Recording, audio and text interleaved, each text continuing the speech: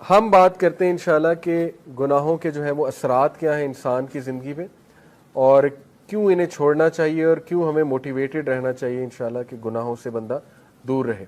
سب سے پہلی بات تو یہ سمجھ لیں، دیکھیں کہ گناہ کی نیچر ہی ایسی ہے کہ وہ آپ کو نقصان دے گا۔ یہ اس لیے نہیں ہے کہ اللہ آپ کو پنش کر رہا ہے، اللہ تو انسان کو پنش کرنا چاہتا ہی نہیں۔ قرآن میں ہے، سورہ نساء میں اللہ کہتے ہیں اللہ تمہیں پنش کر کے کیا کرے گا اگر تم اللہ کے ماننے والے اور اللہ سے استغفار کرتے ہو، اللہ کا شکر کرتے ہو۔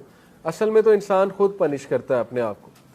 تو جس طرح ایک ریڈیو ایکٹیو مٹیریل نقصان دہ ہے، اس کے قریب آپ جائیں گے آپ کو کینسر ہو جائے گا گاما ریز کی وجہ سے، اسی طرح گناہ ہے، آپ اس کے قریب جائیں گے ہو ہی نہیں سکتا آپ کو نقصان نہ ہو، نقصان آئے گا ہی آئے گا۔ تو وہ ہم خود اپنا نقصان کر رہے ہیں، ٹھیک ہے۔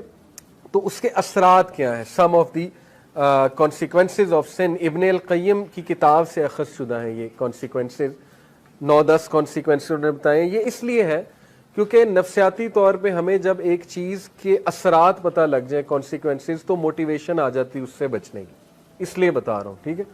پہلی چیز ہے جی کہ نالج سے ڈپرائیو ہو جانا، جتنا بھی آپ کو علم تھا جو بھی تھا اس سے ڈپرائیو ہو جاتا ہے انسان، کیونکہ نالج لائٹ ہے، نور ہے۔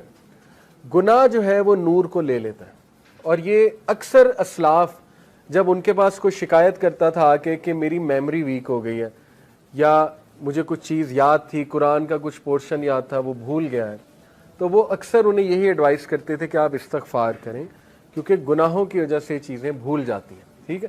تو یہ ایک بہت بڑا اثر ہے۔ اللہ معاف کرے کسی نے قرآن حفظ کیا ہوا ہے اور وہ بالکل نکل گیا ہے دل سے، تو یہ ایک فکر کرنے والی بات ہے، اور اس کو کوشش کرنی چاہیے اس کو واپس لائے اور اپنے گناہوں کو بھی ظاہر ہے ان سے توبہ کرے۔ دوسری چیز، رزق کا چھن جانا۔ اللہ کے نبی صلی اللہ علیہ وسلم نے فرمایا، ابن ماجہ کی حدیث ہے، صحیح حدیث ہے، ایک شخص کو رزق ملنا ہوتا ہے حلال سے، لیکن وہ جلد بازی کر کے گناہ کر کے وہی رزق حرام سے لے لیتا ہے، تو پھر اس کو ایکسٹرا کچھ نہیں ملتا، جو اس نے لے لیا وہ مل جاتا ہے، نہ اللہ کی ہیلپ اس کے ساتھ ہوتی ہے۔ اور یہ جو حدیث ہے جو میں ابھی سنانے لگا ہوں، یہ کیا ہے؟ A man is deprived of provision because of the sins that he commits۔ انسان کو رزق سے ڈپرائیو کر دیا جاتا ہے اس کے گناہوں کی وجہ سے۔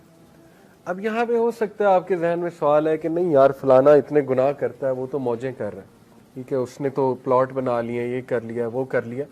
تو دیکھیں رزق 4 طرح کا ہوتا ہے: financial wealth, emotional wealth, social wealth, time wealth. ہو سکتا ہے اس کے پاس فائنینشیل ویلتھ ہو لیکن نہ ایموشنل ویلتھ ہو۔ ایموشنل ویلتھ کیا ہے؟ ذہنی سکون، وہ بھی رزق ہے۔ غنا، ٹھیک ہے، دل میں ایک سیٹسفیکشن۔ اسی طرح ایموشنل ویلتھ میں ہے جذبات پہ کنٹرول، اینگر مینجمنٹ اچھی، اخلاق اچھا، یہ ایموشنل ویلتھ ہے۔ ہو سکتا ہے وہ بندہ اس سے محروم ہو۔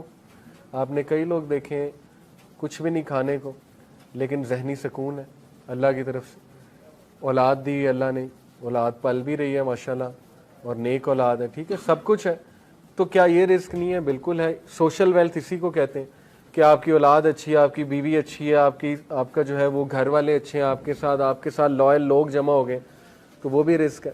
ٹائم ویلتھ، ٹائم میں برکت، آپ کے کام جلدی ہو جاتے ہیں، ٹھیک ہے، آپ کرتے ہی وہ ہیں جو اللہ سبحانہ و تعالیٰ کو پسند ہے، یہ ٹائم میں برکت ہے۔ تو جب ہم گناہوں میں پڑتے ہیں تو یہ ہمارا رزق ڈپرائیو ہوتا ہے، ٹائم سے برکت اٹھ جاتی ہے، ٹینشنیں بڑھ جاتی ہیں، ٹھیک ہے، ٹائم مینجمنٹ ویک ہو جاتی ہے۔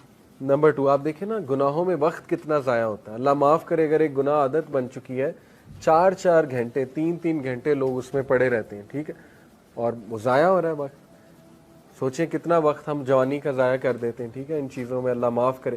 تو اس سے نکلنا ہے، اپنے آپ کو موٹیویٹ کرنا ہے۔ پھر آپ دیکھیں سوشل ویلتھ، ہمارے ساتھ لوگ ہی ایسے آ جائیں جو ہمیں کھانے کو تیار ہیں اور بس ان کی نظر ہماری دولت پہ ہو، تو پھر یہ کون سا رزق ہے؟ اس کا مطلب ڈپرائیو ہو رہا ہے اور گناہوں کی وجہ سے۔ پھر آپ دیکھیں ایموشنل ویلتھ، ذہنی سکون ہے ہی نہیں، ہر وقت ٹینشن ہے، ہر وقت سٹریس ہے، ہر وقت پریشانی ہے، ہر وقت منہ پہ شکایت ہے، تو اس کا مطلب گناہوں کے اثرات آ تو رہے ہیں۔ تو اس لیے گناہوں کے اثرات رزق کی تنگی سے آتے ہیں، ٹھیک ہے۔ رزق کبھی اللہ بڑھا کے دیتا ہے، کبھی گھٹا کے دیتا ہے، اوور آل رزق تو لکھا ہوا ہے، لیکن یہ اللہ کی ڈسٹریبیوشن ہے۔ اللہ اپنے بندوں کو چیک کرنے کے لیے کبھی زیادہ دے دیتا ہے اس کوانٹٹی میں سے، کبھی کم کر دیتا ہے، جب وہ دوبارہ استغفار کرتے ہیں پھر بڑھا دیتا ہے، ٹھیک ہے۔ یہ اللہ بادشاہ ہے، اللہ جیسے چاہے کر سکتا ہے۔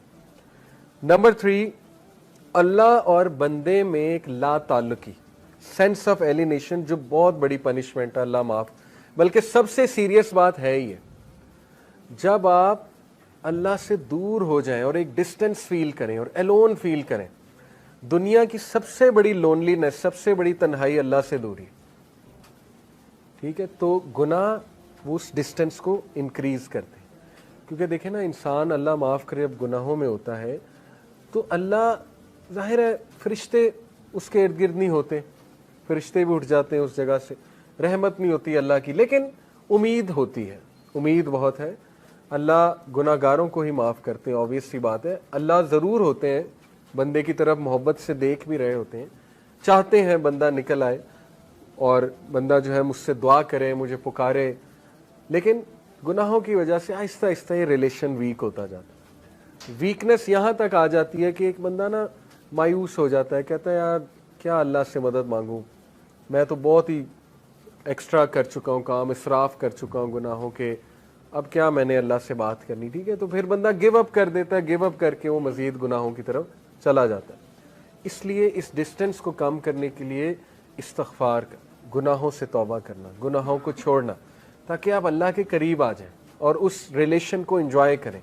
खालिक के साथ जो रिलेशन है ना, वो सबसे खूबसूरत, सबसे हेल्दी रिलेशन है, सबसे ब्यूटीफुल रिलेशन है, और इंसान खुश हो जाता है खालिक के साथ रिलेशन स्ट्रॉन्ग करके, ठीक है। ये चौथी चीज़, things become difficult for him so that he does not turn his attention towards any matter, but he finds the way blocked or he finds it difficult.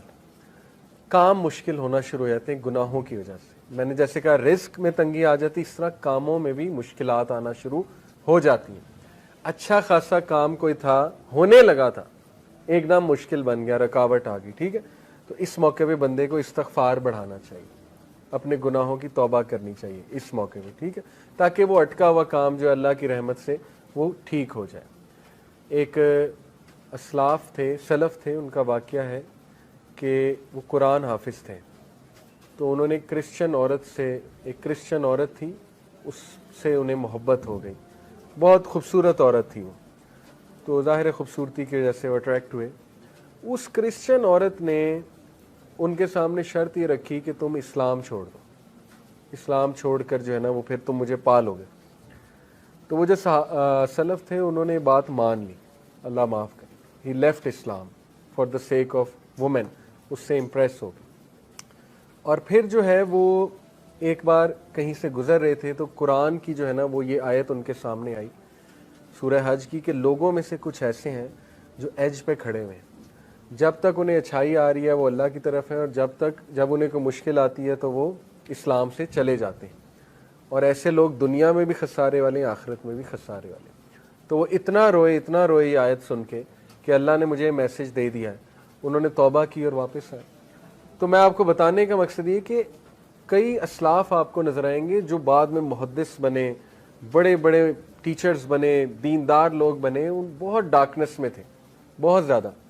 जैसे अब्दुल्ला बिन मसलम का वाक़या है, इमाम बुखारी के टीचर, शराबी थे, शराब छूटती ही नहीं थी, ठीक है, शराब के नशे में धुत थे। एक दिन इमाम अश-शाबी आए, जो कि उस दौर के बहुत बड़े मुहद्दिस थे, गधे पे सवार थे वो, क्योंकि रसूलुल्लाह की सुन्नत है, गधे पे रसूलुल्लाह ने सफ़र किया हुआ है। उन्होंने बड़ा मजाक उड़ाया, अब्दुल्ला बिन मसलम ने शराब के नशे में धुत बेशर्मी से उनके सामने गए, कहते हैं भाई कौन हो तुम लोग, तुम्हारे इर्द गिर्द जमा हो रहे हैं, किधर से आए हो। इमाम अश-शाबी ने कहा जी मैं मुहद्दिस हूँ। उन्होंने कहा जी मुहद्दिस क्या होता है। इमाम अश-शाबी ने कहा मुहद्दिस होता है जो हदीस सुनाता है।